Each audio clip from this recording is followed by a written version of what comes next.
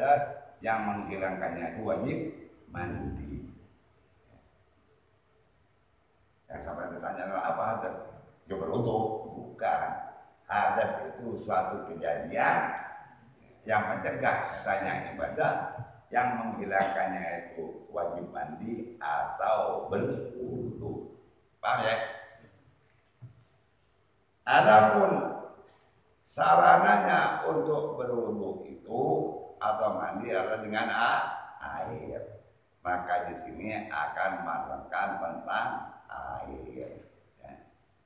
Karena berwudu yang sah dengan pakai air apa, kemudian mandi juga tidak terlepas daripada air.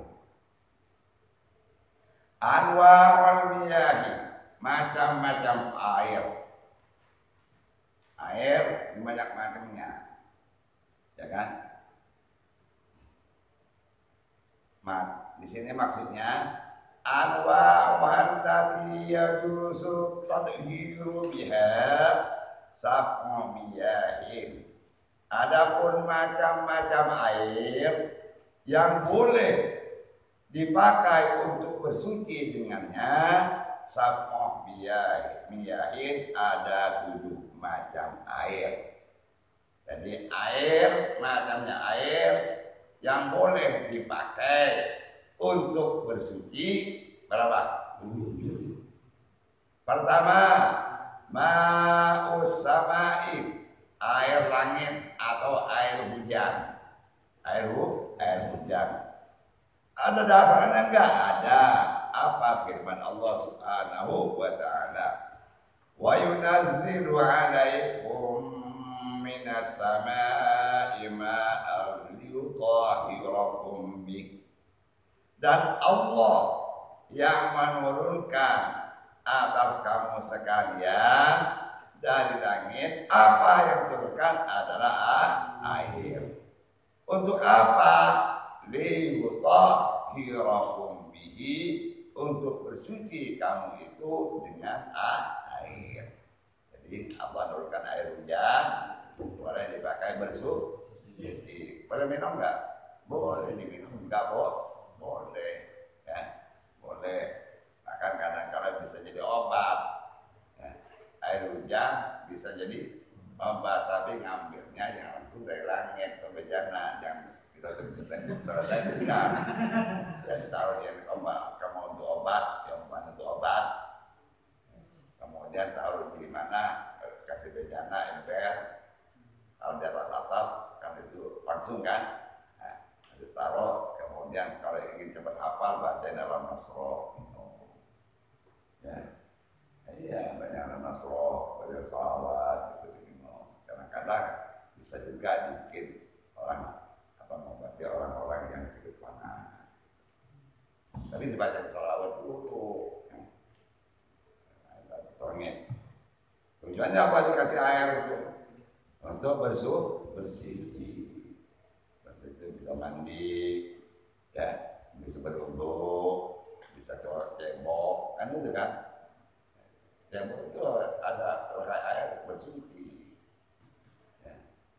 Jadi pakai air kalau cebok, boleh juga pakai batu kalau nggak ada air. Cuman kadang-kadang sekarang ini anak-anak remaja betul jualan motor kecil, ya, berhenti di pinggir jalan, ya, itu. Udah berdiri, bukan celananya, cebok, kencing, balik cebok, ceboknya apa? Centilan, ting. Suci gak tuh? Najis, udah. Pada saat kencing, bangun yang berdiri, kena angin lagi, kiperkan celananya, pada saat kencing, disetel-setel, masukin deh, berangkat. Pada saat tempat, masa bayang asal, ingat. Iya, tadi saya tinggal, ya cebok, air cebok dulu. Dan cebok dimasukin. Nah, ini semua itu. Kenapa? Karena tadi yang celana yang kena kencing, kering kan? Dibasahin lagi semua. Berwudu. Banyak, sah nggak semuanya? Enggak sah. Nah, paham ya? Jadi kalau kencing itu jangan berdiri gitu. Nggak boleh? Boleh apabila untuk obat. Gimana obatnya? Kalau sering pakai pinggang, obatnya itu kencing berdiri sambil urut pinggang. Ya, kalau sakit pinggang, kencing berdiri sambil urut pinggangnya. Tahu obat boleh. Ya. Tapi yang benar siapa semua sama apa-apanya kalau sendiri mah, ya kan? Kencing penting ini, saya mau penting. Karena menjadi apa? Menjadi syarat-syarat sholat. Karena Rasulullah SAW pernah lewat dalam satu tempat kuburan. Ya, ada 2 kuburan. Rasulullah bilang, ini 2 kuburan yang sedang disiksa. Sedang disiksa kata Nabi. Sahabat nanya, disiksa kenapa? Yang ini disiksa karena suka ngomongin orang riba. Disiksa karena suka ngomongin orang, ngomongin kejelekan orang. Bisa. Yang satu ini disiksa karena kena ratasan kencingnya, tidak disiram, merasa suci. Sholat, tapi cepretan air najis ke celananya, ke putihnya, nggak diperhatiin. Paham ya? Paham, ini penting ini. Jangan sampai kita udah capek-capek sholat, nggak usah lagi.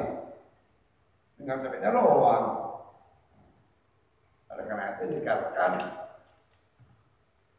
ilmu ini penting. Sangat penting.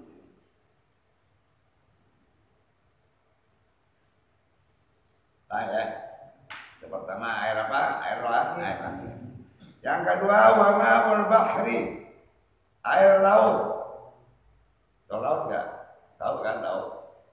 Dikali alaihi salatu wassalam, dasarnya karena ada asap dari Nabi alaihi salatu wassalam, lamma su'ila amma il bahri, ketika ditanya Rasulullah tentang air laut. Gimana Rasulullah tentang air laut ini? Maka Rasulullah menjawab, huwa tahuru ma'u al-hillu maitatu. Air laut itu suci airnya dan halal bangkainya. Ya. Airnya suci, bangkainya halal. Bangkai apa Ustaz? Bangkai ikan. Saya tanya pada kamu, ada nggak orang potong ikan? Ada orang potong ikan. Mau disembelih dulu ikan, ada nggak? Nggak ada orang yang beli ikan. Tidak, biar kayak apa gedenya dibawa dan mati sendiri, dipotong-potong. Tidak ada orang yang beli ikan. Kenapa? Walaupun bentuk apa saja, kalau nama binatang laut itu halal, karena dianggap itu ikan. Paham? Kalau sungai itu sama. Ikan sungai kapan biasanya? Lele, gabus, nah, banyak lagi macam ikan, macam ikan. Itu yang nomor 2 adalah air laut. Kemudian nomor 3, wa ma'un nahri, air sungai. Air sungai Ciliwung boleh. Tapi kemarin saya tidak jelas apa ada itu di gunung kan? Bukan air kali sini, air sini. Air dari sini Jawa. Kalau dulu memang benar, soalnya tadi Ciliwung. Tapi sekarang di mana? Dari WC, di kamar mandi. Kalau di situ semua udah hitam, gitu kan? Kalau bersih boleh, apa-apa. Mandi di situ boleh. Pergi banjir boleh, apa-apa. Pergi banjir di sini. Oh, banjir boleh belum? Cuman asal Tegal aja gitu kan gitu. Sungai. Kalau dulu saya masih orang masih di kampung kampung-kampung sungai jernih airnya. Sekarang juga ada, kalau tidak ada Sukabumi masih ada jernih. Yang penting jauh daripada pabrik. Kalau sedekat pabrik banyak buang limbah. Kan? Kemudian ma'ul bi'ri, air sumur. Air sumur, oleh air sumur, air tanah. Ada sumur gali, kalau dulu masih dulu tahun 70-an ke sana, airnya air sumur betulan. Karena galian. Saya dulu waktu dulu sampai sini masih gali sumur. Ya. Tapi belakangan tidak ada sekarang orang gali sumur. Apa? Mantek, ya kan? Gempor, sama. Ada sumur juga. Wabah mulai ini di sini disebut air mata air, bukan air mata. Ya. Ya. Mata air maksudnya itu maul ain, mata air. Ya. Kalau air mata dumo masalahnya. Dumo lain, air mata dumo. Ya. Kalau maul ain mata air. Jadi mata air boleh Pak. Kalau air mata nggak boleh. Kalau kamu punya seember air mata untuk berwudu nggak boleh. Ya, ya kan? Wama usalji air salju. Air salju itu di dalam dari pinggir salju itu boleh, tapi harus dipanaskan dulu supaya cair. Wama berhenti dan air embun. Kalau pagi-pagi embun, itu banyak boleh untuk berwudu atau mandi. Ya. Kan begitu. Itu air itu macam itu. Sekolahnya nggak boleh. Air kelapa nggak boleh. Kemudian kelapa, airnya dikumpulin sampai dapat apa namanya? Bukan sember, dapat sekolah kumpulin. Ya, banyak bisa mandi. Pakai mandi boleh nggak? Nggak boleh. Kasar. Ya, pakai beruntung kasar juga. Cebok juga kasar. Air teh kasar pakai cebok. Contoh nih, contoh, kamu muntah nggak? Kan kadang-kadang orang sakit muntah najis atau tidak? Najis. Harus kumur dengan air yang suci mensucikan. Kalau kumur dengan air teh, boleh suci nggak? Enggak. Untuk menghilangkan enak, umpamanya kumur dengan air teh. Setelah itu kumur dengan air biasa. Ya paham ya? Karena air teh tidak bisa untuk bersuci. Walaupun ada seberapa kubik, namanya air teh, bisa. Atau air kelapa sama, atau air kopi, ya, nggak boleh. Diminum boleh suci, tapi tidak mensucikan istilah luar. Ada air itu suci mensucikan, ada air suci tidak mensucikan. Air suci mensucikan air kotor sudah biasa yang mutlak, suci dirinya dan bisa mensucikan untuk berwudu, untuk mandi, untuk cuci baju. Tapi kalau air suci tidak mensucikan, contohnya air kopi, teh, air susu, itu air suci enggak suci? Bisa mensucikan? Tidak, karena bukan air mutlak. Namanya ganti air kopi, air apa teh, kan itu. Karena apa itu mukhodit. Jadi benda yang dicampurkan sudah bercampur dengan air nggak bisa dipisahin. Paham ya? Itu. Ini soal air, penting ini soal air. Kalau orang ini juga suka sakit-sakitan, yang pentingnya air. Apalagi di sini. Wa yanasiru fi ma nazalna samai wa nafaqati. Dan semua air yang tujuh itu dihimpun dengan kalimat ma nazala minas samai aw naba'a minal ardi. Ada semua air yang turun dari langit atau keluar dari bumi. Itu air suci mensucikan, berada di dalam 7 macam nama itu, ya kan? Air. Qala Imam Syafi'i radhiyallahu ta'ala anhu, berkata Imam Syafi'i radhiyallahu ta'ala, fa kullu ma'in min ba'rin adbin aw malihin, maka tiap air dari laut yang tawar atau yang asin, obidin atau dari sumur, saljin musakhanin atau air salju yang terjemur, wa ghairi musakhanin dan tidak terjemur, fasawa'un, itu sama. Itu sama saja. Kenapa? Wa tathhiru bihi jaizun, bersuci dengan dia itu adalah boleh. Dengan air yang tersebut. Ini adalah ilmu namanya, ya kan? Kalau tidak ngaji nggak tahu, ya kan? Belum bercabang nanti belakang bagian airnya kayak apa, ya kan? Nanti ada air mutanabis, air mustakmal, ya kan? Nanti ada semua alam masalah apa hukumnya di belakang sini ada di belakang.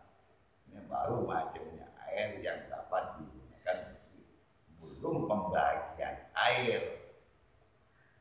Beda lagi. Yang ini masalah, salah satu masalah ilmu yang sangat dasar. Ya. Nanti kalau kecil perhatiin gimana? Tidak pernah tahu air gimana. Ada air mustakmal. Air mustakmal itu air yang bekas dipakai. Contoh begini. Kamu berwudu, air berwudu. Coba disiram kan? Air yang kebetulan di anggota itu namanya air mustakmal. Itu tidak boleh dipakai untuk berwudu. Suci nggak suci, tapi tidak disucikan. Ya. Tapi itu basuhan wajib. Betul apa? Wajib. Air mustakmal kalau dikumpulin sampai 2 bulan, hilang mustakmalnya di air suci mensucikan. Ternyata sekarang lagi apa namanya cair, jadi tidak orang butuh sama sekolah dikumpulin, ya. Kalau kumpulin, taruh di kolam itu sampai sekolah, ya, lebih dua bulan suci.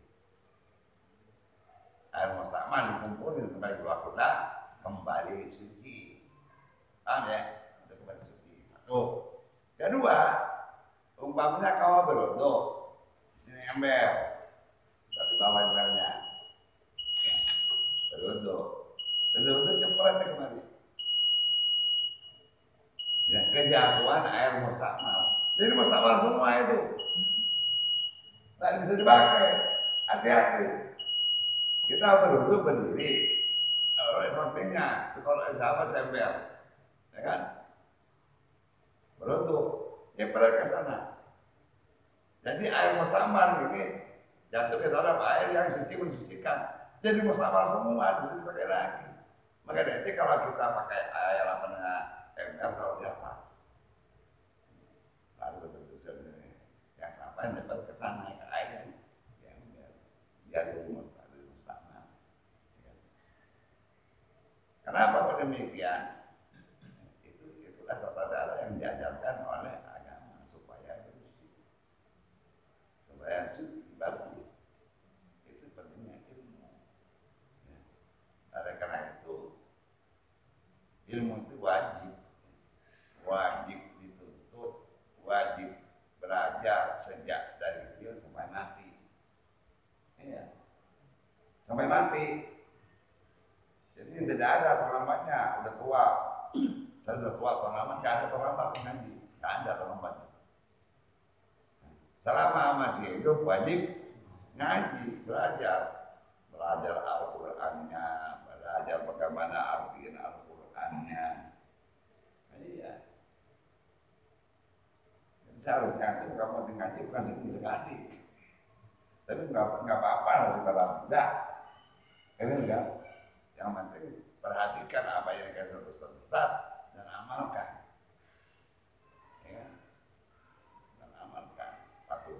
Kedua, jangan kamu berniat berhenti ngaji. Jangan.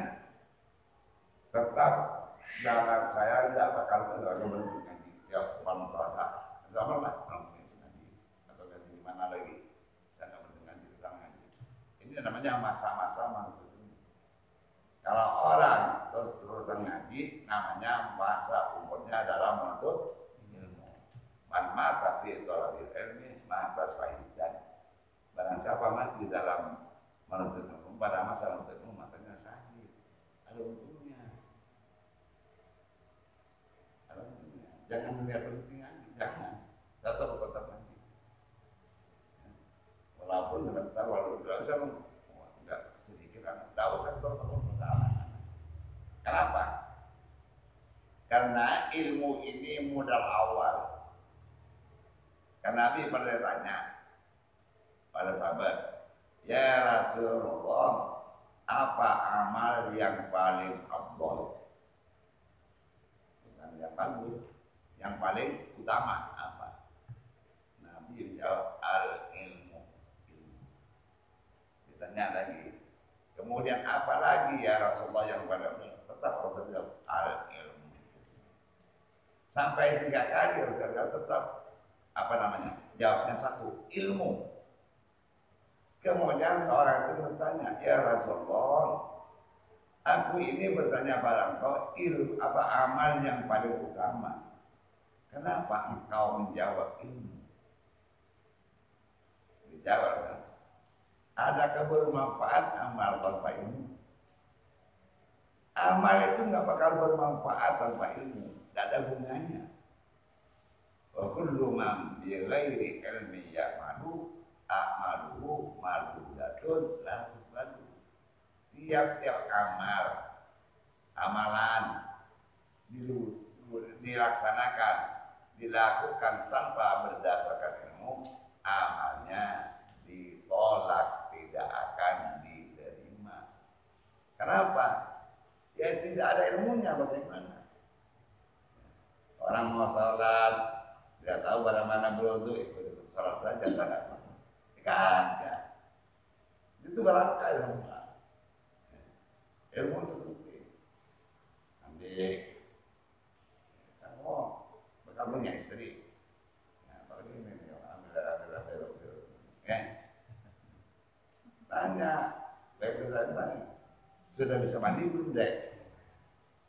Jangan sampai nggak bisa mandi. Tanyain. Kenapa? Karena mandi itu beda. Mandi gerah dan mandi wajib beda. Tanyain. Aja kalau nggak tahu. Niatnya mandi ada besar begini. Niatnya akhir begini. Menjahit begini. Niatnya mandi nifas begini. Niatnya mandi melahirkan begini. Habis melahirkan wajib mandi. Jangan dulu. Sekarang ada orang melahirkan, ya kan?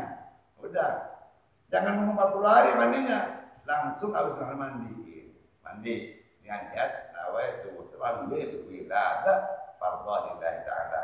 Saya aku mandi karena malah melahirkan fardhu Allah. Tujuan apa? Untuk memulihkan badan-badan yang sakit-sakit, karena orang mau melahirkan itu semua Allah sadar tegang semua. Itu baju mandi. Nanti kalau sudah 40 hari atau habis nefasnya mandi lagi, lain mandi nefas itu namanya. Dan yang kata mandi wiladah adalah mandi setelah melahirkan. Wajib. Dosa kalau orang melahirkan. Yang dosa siapa? Suaminya. Enaknya doang mau ngajarin kan gitu. Ya kan? Wajib. Jadi para remaja ini, pertama belajar mandi dulu deh. Iya. Tanya belajar, gimana niatnya mandi? Orang saya istrinya yang bakal atau anaknya. Bagaimana niatnya nifas? Bagaimana niatnya mandi melahirkan? Bagaimana niatnya mandi orang mati? Perlu di lingkungan sini perlu anak-anak yang bisa mandi orang mati. sekarang Pak Oman itu tua. Anak remaja boleh belajar untuk mandi orang mati. Kaki. Cara mandinya. Minimal kalau orang tuanya meninggal, kamu yang mandiin. Kalau di kampung saya, yang di Madura dulu, sampai sekarang, yang mandiin, yang meninggal anaknya. Rata-rata itu. Kan? Dan tidak taruh di tembongan, enggak di pangku. Di banyak pangku. Besar-besar. Kan jangan kasar-kasar. Orang mati itu jangan kasar, sakitnya luar biasa itu. Orang yang sudah mati, begitu dimandiin, gosoknya rupat, sakitnya luar biasa. Bekas keluarnya roh itu. Benar-benar. Iya, kamu nggak dengar. Nggak merasa. Kenapa? Kamu belum mati. Kamu mati. Begitu dimandiin kasarnya, sakitnya. Hidup lagi kasih tahu pada yang lain. Iya. Jadi orang mati itu paling sakit-sakit gitu kan. Bagaimana nggak sakit? Roh ini, rohnya asal gilenya sampai dengan asal. Roh kamu sampai dengan kamu, nggak kurang lebih. Barang yang sama, gedenya keluar yang sama, gimana tuh Pak? Kau bayangkan, tak usah mana, jauh-jauh. Kamu ambil botol, ya botol gini, ambil balon, yuk, pas kan? Tarik, bisa kan? Susah kan? Bisa meledak. Begitulah roh yang ada di kita, sama. Roh itu berjalan. Itu ditariknya luar biasa sakitnya. Sakitnya luar biasa. Pernah seorang nanya pada Siti Nadi, ya adik coba gambarkan kayak apa sakitnya roh keluar di badan. Gak ada bandingannya. Sebagian aja adik, gampang. Ambil pisau kamu. Di atas kepalanya, ini ke bawah. Dari sini ini ke kiri. Ini ke bawah. Kemudian pegang ujungnya. Udah yang dari tarik pelan-pelan. Itu gambaran sakitnya mati. Memang kita tuh kadang-kadang lupa karena tidak ada yang ngasih tahu, yang mati perempuan balik lagi ngasih tahu sakitnya. Iya. Oleh karena itu, kalau kita sering banyak istighfar, sering baca Al-Quran, sering baca sholawat, insya Allah zikir pada Allah Subhanahu wa Ta'ala. Kan saya ajak pada lama aja udah zikir malam Selasa, kemarin banyak ada malam Selasa, la ilaha illallah, la ilaha illallah Muhammadur Rasulullah. Setiap orang mengatakan la ilaha illallah Muhammadur Rasulullah, Allah bermulia itu terbangga. Yang dekat ampun pada orang yang berkata itu. Sekali mengucap la ilaha illallah Muhammadur Rasulullah, terbang lagi ke atas. Kalau kamu baca 100 terbang ke atas. Minta ampun kamu yang banyak. Tambah tahu tuh. Sekarang boleh kita percaya ya. Ini adalah salah satu yang dinyatakan oleh Allah dan Rasulullah SAW. Baiklah, kita sampai di sini dulu. Insyaallah minggu yang akan datang kita masuk pada aksamoniah bagian air. Mudah-mudahan Allah Subhanahu wa Ta'ala berikan ilmu yang bermanfaat. Al-Fatihah. Alhamdulillah rabbil alamin. Iyyaka na'budu wa iyyaka nasta'in.